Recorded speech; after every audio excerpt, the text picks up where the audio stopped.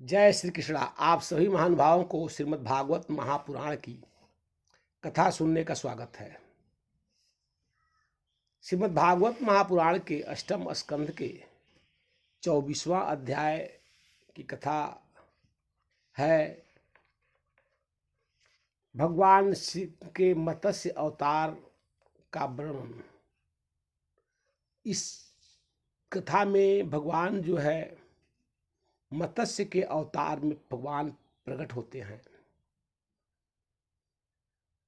यही कथा आता है, सो ध्यान पूर्वक सुनने का प्रयास करें, कथा अंत तक सुने। एक समय की बात है,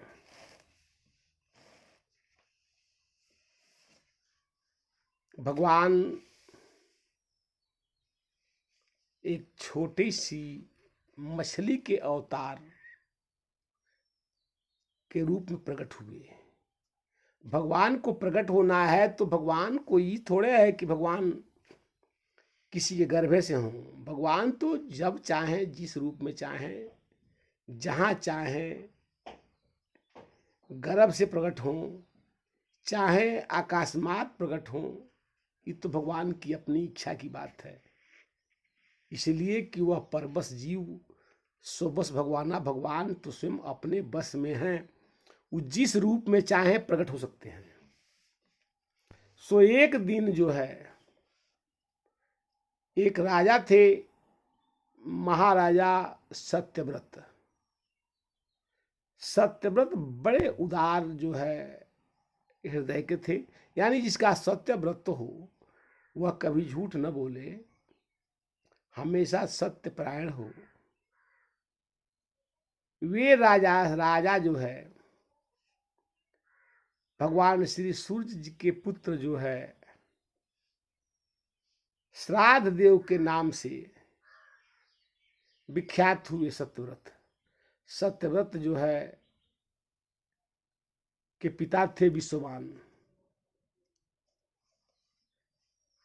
और वह जो है सूर्य के अब जो है बैबस और मन्नु हुए विश्ववान। अब जो है ये राजा जो है एक दिन तर्पण करने के लिए स्नान किए, और स्नान करके और तर्पण करने के लिए आते हैं। इसलिए कि राजा जो है अपने राजधानी विदर्भ देश से निरंतर जो है इनका यही रोज का कार्य था कि गंगा जी में स्नान करना और रोज जो है अंजुल में जल उठाते थे, और जो है उस जल को तर्पण करते थे। निरंतर यही प्रक्रिया है भी। संत जब स्नान करता है तो गंगा का जल जो है, या सरजू के जल, जमुना के जल, नर्मदा के जल, मंदाकिनी के जल, चाहे जो भी जल हो, चाहे शिप्रा जी के जल हो, सारे जल को जो है स्नान करता है तो जल अंजुल में लेकर के और पुनः तर्पण करता है। कहता है कि अब जल है तो प्रकट, तो जल तो लिया है जले से, लेकिन फिर जले को उसी नदी को समर्पण करता है कि मैंने आपके जल को मैं आपको दे रहा हूं। इसलिए कि सामर्थ्य मेरे अंदर थोड़े है। सामर्थ्य जो है, हे गंगा मैया, हे सरजू मैया, हे जमुना मैया, हे सरस्वती मैया, हे मंदाकिनी मैया, जल देने का अधिकार आपको है, और उस जल को मैं आपको पुनः तर्पण करता हूं इस मेरे अंजुल के द्वारा, जो मेरे अंजुली के जल से आप तृप्त होइए। सो तर्पण कर रहे थे। तो तर्पण कर रहे थे तो राजा के हाथ में आकाशमात जो है एक मछली जो है प्रकट हो जाती है। जब राजा उस जल को छोड़ना चाहते हैं तो मछली बोलती है कि हे राजा, आप मुझे रक्षा करें, त्राहि माम त्राहि माम। राजा कहे कि तुम कौन हो? तुरंत राजा नेत्र बंद किए हुए हैं, लेकिन जब मछली का आवाज आता है तो राजा का नेत्र खुल जाता है। मछली कहती है कि हे राजन, आप मुझे अगर इस जल में छोड़ देंगे तो मुझसे बड़े जीव जो है मुझे मार के खा जाएंगे। मेरे जाति वाले मछली जो है, यानी मेरे जाति वाले, यानी बड़ी मछली, दूसरी मछली मुझे निगल जाएगी, सो मेरी रक्षा करें। राजा कहे तो क्या कर रक्षा करें?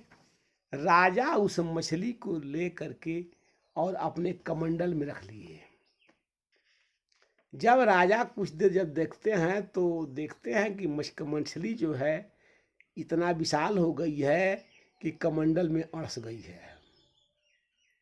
पुनः मछली कहती है, हे राजन, मेरी रक्षा करो। तो राजा ले आते हैं तो एक ताल में रख देते हैं।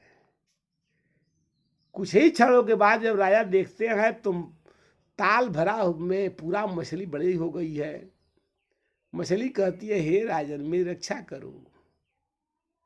अब जो है राजा उस मछली को एक नदी में छोड़ देते हैं। सो मछली जो है कुछ ही देर के बाद 4 कोस का हो जाती है, 4.5 कोस, 1 योजन लंबा हो जाती है। राजा कहते हैं कि तुम हो कौन? मछली कहती है, मैं मछली हूँ, हे राजन, मेरी रक्षा करो। राजा जो है अपने जो है श्रमिकों के द्वारा नदी के सहायता से मछली को समुद्र तक पहुंचा दिए।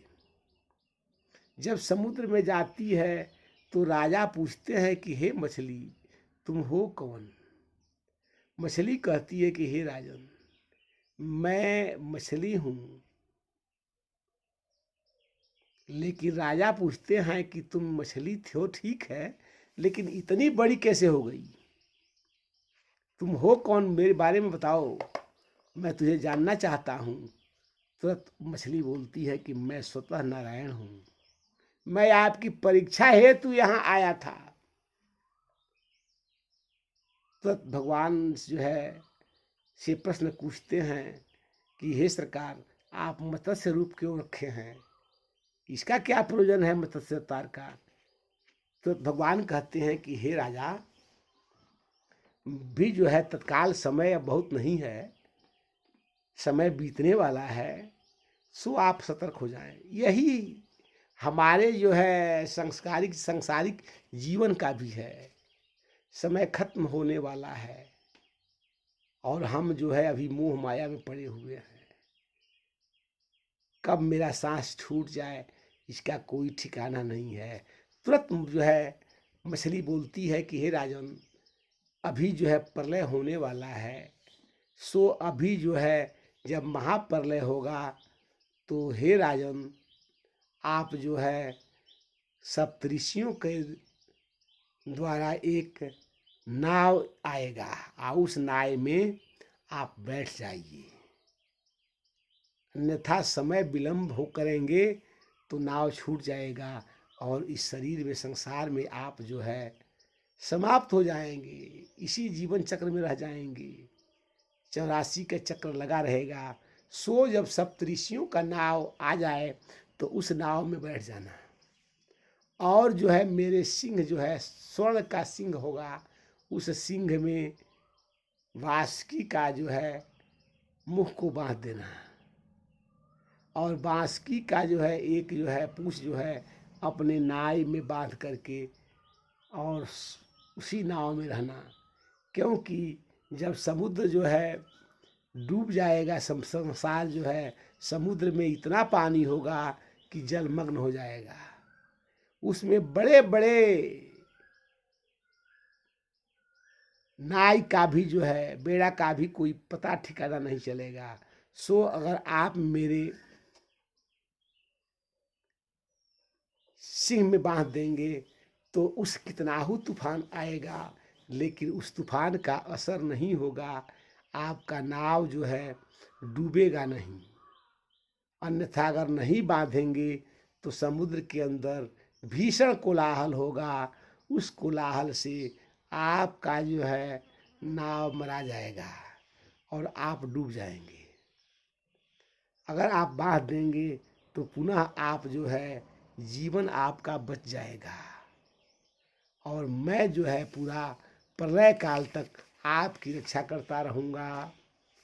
यह बात कहने के बाद तुरंत जो है मत्स्य जो है वहाँ से डुबकी लगा दी और कुछ दूर चली गई। तब तक जो है समुद्र का पानी बढ़ने लगा और देखते देखते समुद्र का पानी इतना बढ़ा कि सारी धरती डूबने लगी।